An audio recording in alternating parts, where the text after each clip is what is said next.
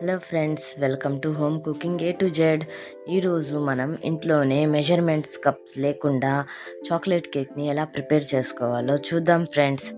అందుకోసం మనం ముందుగా ఒక కేక్ టిన్ని తీసుకొని మీ దగ్గర ఏ షేప్లో ఉంటే ఆ షేప్లో తీసుకోవచ్చు.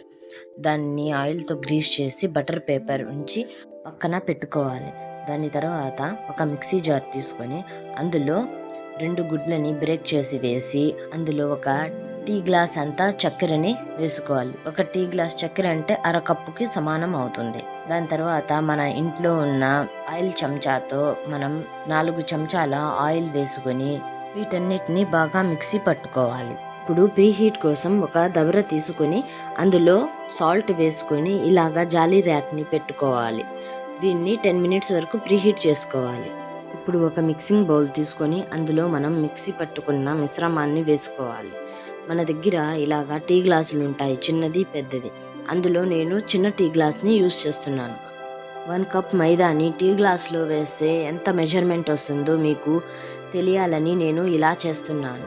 ఇప్పుడు ఈ మైదాని ఒక జల్లెడలో వేసి జల్లెడ పట్టుకోవాలి. ఎప్పుడు మనం డ్రై ఇంగ్రీడియంట్స్ని జల్లెడ పట్టే వేసుకోవాలి, లేకపోతే అందులో ఉండలు కట్టేసి కేక్ అనేది బాగా పొంగదు. 1 కప్ మైదా మనకి 2 టీ గ్లాస్ వరకు వచ్చింది. దీన్ని కూడా జల్లెడ పట్టుకోవాలి. ఇప్పుడు అందులోనే 2 టేబుల్ స్పూన్స్ వరకు కోకో పౌడర్ని వేసుకొని మనం ఆ కోకో పౌడర్ని కూడా జల్లెడ పట్టుకోవాలి. తయారు చేసేటప్పుడు ప్రీహీట్ అనేది చాలా ఇంపార్టెంట్. ప్రీహీట్ మనం ముందు చేయకపోతే కేక్ అనేది బాగా పొంగదు. ఇప్పుడు ఇందులో ఒక టీ స్పూన్ వరకు బేకింగ్ పౌడర్ వేసుకొని 1/4 టీ స్పూన్ వరకు బేకింగ్ సోడాని వేసుకొని వీటిని కూడా జల్లెడలో పట్టుకోవాలి. జల్లెడ పట్టుకున్న ఈ డ్రై ఇంగ్రీడియంట్స్ని వెట్ ఇంగ్రీడియంట్స్లో బాగా మిక్స్ చేసుకోవాలి. కట్ అండ్ ఫోల్డ్ మెథడ్లో మిక్స్ చేసుకుంటే మనం ఓవర్ మిక్స్ కాకుండా కరెక్ట్గా ఉంటుంది. ఇలాగా రిబ్బన్ కన్సిస్టెన్సీ రావాలి. ఇందులో మనం వేడి చేసుకున్న పాలను వేసి కలుపుకోవాలి. పాలని మొత్తం ఒకేసారి వేయకుండా కొంచెం కొంచెంగా వేసి కన్సిస్టెన్సీని అడ్జస్ట్ చేసుకోవాలి. చూడండి, నా దగ్గర ఇంకా సగం గ్లాస్ పాలు మిగిలిపోయాయి. ఇప్పుడు మిక్స్ చేసుకున్న ఈ కేక్ బ్యాటర్ని కేక్ టిన్లోకి వేసి ఒకసారి లేదా 2 సార్లు ట్యాప్ చేసి ప్రీహీట్ చేసుకున్న ప్యాన్లో ఉంచి లో ఫ్లేమ్ మీద 30 మినిట్స్ వరకు బేక్ చేసుకోవాలి. బేకింగ్ టైం అనేది మనం తీసుకునే దబర మీద ఆధారపడి ఉంటుంది. మనం వెడల్పు దబర తీసుకుంటే ఎక్కువ టైం పడుతుంది, మనం తక్కువ వెడల్పు ఉన్న దబర తీసుకుంటే తక్కువ టైం పడుతుంది. మనం చిన్న పొయ్యి మీద పెట్టుకుంటే ఎక్కువ టైం పడుతుంది, మనం పెద్ద పొయ్యి మీద కానీ పెట్టుకుంటే తక్కువ టైం పడుతుంది. 30 మినిట్స్ తర్వాత మీరు ఒకసారి టూత్ పిక్ గుచ్చి చూసి చెక్ చేసుకోవాలి. మీ కేక్ బేక్ అవ్వకపోతే ఇంకో 5-10 మినిట్స్ అయినా బేక్ చేసుకోవచ్చు. 30 మినిట్స్ తర్వాత కేక్ టిన్ని బయట తీసుకొని చల్లారనివ్వాలి. చల్లారిన తర్వాత డీమోల్డ్ చేసుకోవాలి. కేక్ చూడండి ఎంత బాగా బేక్ అయ్యిందో. ఇప్పుడు ఒక బౌల్లో 2 టేబుల్ స్పూన్స్ వరకు చక్కెర వేసుకొని అందులో కొంచెం నీళ్లు వేసుకొని దాన్ని కరిగించుకోవాలి. తర్వాత కేక్ బోర్డు మీద కేక్ పెట్టి దాన్ని స్లైసెస్ లాగా కట్ చేసుకోవాలి. ఈ వీడియో మీకు నచ్చినట్లయితే లైక్ చేయండి, మీ ఫ్రెండ్స్ అండ్ ఫ్యామిలీకి షేర్ చేయండి. ఇలాంటి మరెన్నో వీడియోస్ కోసం మా channel home cooking A to జెడ్ని సబ్స్క్రైబ్ చేసుకోండి. చూడండి లేయర్స్ ఎంత కరెక్ట్గా పర్ఫెక్ట్గా వచ్చాయో.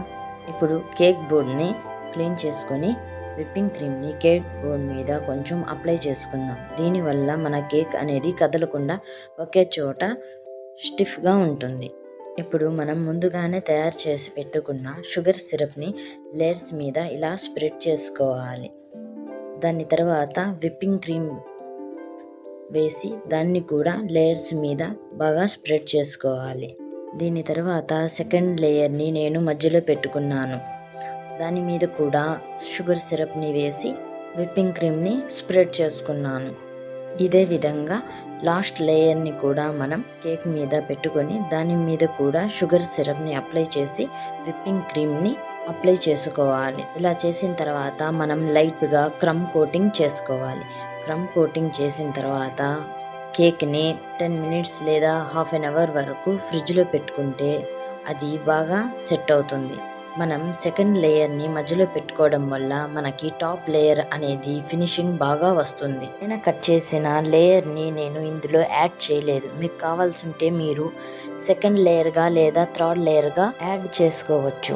హాఫ్ అన్ అవర్ తర్వాత ఫ్రిడ్జ్లో నుంచి తీసి చూస్తే మా పిల్లలు కొంచెం తినేస్తున్నారు. దీని మీద మనం ఫైనల్గా ఐసింగ్ అనేది చేసుకుందాం. మనకి ఎంత వీలైతే అంత మనం ప్యాలెట్ నైఫ్తో క్రీమ్ని అప్లై చేసుకుంటూ కేక్ని స్మూత్గా చేసుకుందాం.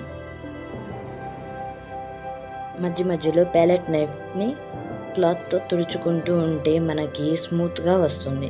మన దగ్గర ఇలాంటి ట్యాగ్స్ కానీ లేదా కార్డ్స్ కానీ ఉంటే వాటితో చేస్తే ఇంకా స్మూత్గా వస్తుంది. ఇప్పుడు వెడల్పాటి ఒక బౌల్లో వేడి నీళ్ళు తీసుకొని అందులో డార్క్ కాంపౌండ్ ఉన్న బౌల్ని ఉంచుకొని దానిని మెల్ట్ చేసుకోవాలి. నేను డార్క్ కాంపౌండ్ అనేది 50 grams తీసుకున్నాను. మనకి చాక్లెట్ గనాష్ కావాలి, అందుకని నేను డార్క్ కాంపౌండ్ని మెల్ట్ చేసుకొని అందులో కొంచెం పాలని యాడ్ చేస్తున్నాను. మీ దగ్గర విప్పింగ్ క్రీమ్ ఉంటే మీరు దానిని కూడా యూస్ చేయొచ్చు, లేదా ఫ్రెష్ క్రీమ్ ఉంటే దానిని కూడా యూస్ చేయొచ్చు. ఇప్పుడు చూడండి, నా దగ్గర కొంచెం విప్పింగ్ క్రీమ్ ఉంది. దాంట్లో నేను చాక్లెట్ గనాష్ని యాడ్ చేస్తున్నాను. ఇది చాక్లెట్ ఫ్లేవర్ విప్పింగ్ క్రీమ్ తయారవుతుంది. మీకు ఏ ఫ్లేవర్లో కావాలంటే ఆ ఫ్లేవర్లో మీరు విప్పింగ్ క్రీమ్ని తయారు చేయొచ్చు. విప్పింగ్ క్రీమ్ మీ దగ్గర అవైలబుల్గా లేకపోతే మీరు కేక్ మాత్రమే అందులో డ్రై ఫ్రూట్స్ లేదా టూటీ ఫ్రూటీని వేసి ప్లెయిన్ కేక్ని కూడా టూటీ ఫ్రూటీ కేక్ని కూడా రెడీ చేయొచ్చు. ఇప్పుడు ఈ చాక్లెట్ గనాజ్ని కేక్ మీద వేసి ప్యాలెట్ నైఫ్తో ఇలాగా అన్ని వైపులా స్ప్రెడ్ చేసుకోవాలి. మనకి డ్రిప్పింగ్ కావాలంటే మనం ఎక్స్ట్రా చాక్లెట్ గనాష్ని ఇలా స్పూన్తో అయినా డ్రిప్పింగ్ లాగా వేసుకోవచ్చు. దీని మీద మీకు ఏ డిజైన్ కావాలంటే ఆ డిజైన్ని మీరు వేసుకోవచ్చు, లేదా ఇలాగే సింపుల్గా అయినా ఉంటే బాగుంటుంది అనుకుంటే మీరు ఇలా సింపుల్గా అయినా పెట్టుకోవచ్చు. డెకరేషన్ అనేది మీ మీదే డిపెండ్ అయి ఉంటుంది. నేనైతే ఇలా డెకరేట్ చేశాను. ఈ వీడియో మీకు నచ్చినట్లయితే లైక్ చేయండి, మీ ఫ్రెండ్స్ అండ్ ఫ్యామిలీకి షేర్ చేయండి. ఇలాంటి మరెన్నో వీడియోస్ కోసం మా ఛానల్ని సబ్స్క్రైబ్ చేసుకోండి. Thank you for watching. ఈ డిజైన్ మీకు నచ్చినట్లయితే కింద కామెంట్ సెక్షన్లో మీ కామెంట్ని తెలియచేయండి.